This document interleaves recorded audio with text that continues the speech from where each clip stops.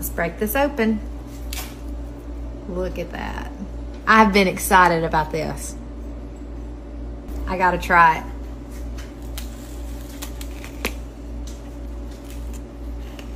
It's definitely as good as I imagined it to be. Picture for thumbnail. Lumayo ka, ayan ako yun.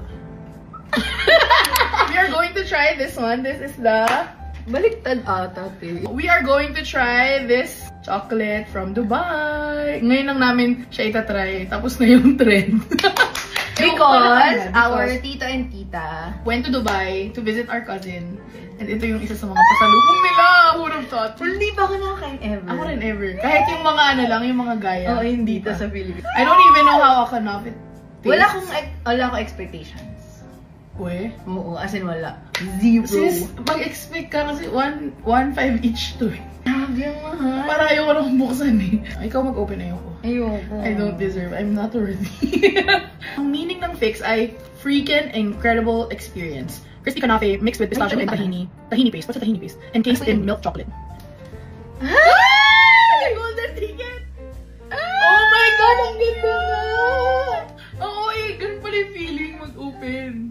1. Kailangan marinig na yung crunch. Go. Ay, sa gitna talaga. We're gonna eat this part. Go get that. Oh my God! Okay. Smell? Amoy nutty siya. Ayun yung hindi ko gusto. I love it. Gusto ko siya. Kaya crunchy dapat yung expectation. Gets? Yun yung kanape. Pero bakit hindi siya crunchy? Crunchy siya. Crunchy Yeah. siya. 1, 2, you go. Ay! Ang sarap.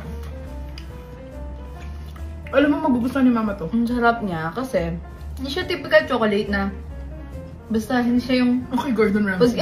hindi siya yung pag kinagat mo chocolate. It's a mixed experience. Number 1, I'm not a fan of nuts, so... Yung iba nakikita ko sabi nila OA daw yung ano hype. Oo talaga. OA yung hype. Parang hindi daw worth the hype. Not worth the price. Pero sarap. Girl, 1.5. Bakit siya 1.5?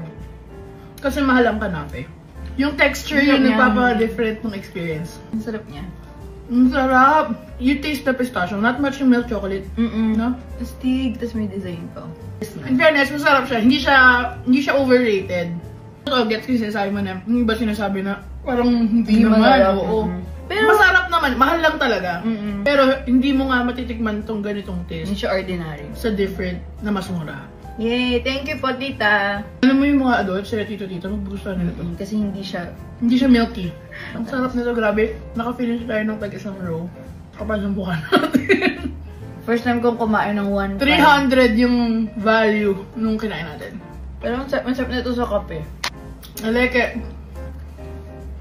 Ang galing kasi hindi siya super pistachio. Yung kunwari, katulad mo, hindi ka nuts. So, okay siya sa'yo. Tsaka, ayoko kasi yung idea na kumakain ako ng nuts. But here... Wala siyang buong nuts. Yeah. It's just... Yung kanafe. Wait. Ako mga 8. Ganun din, 8. Yay! Thank you, tita.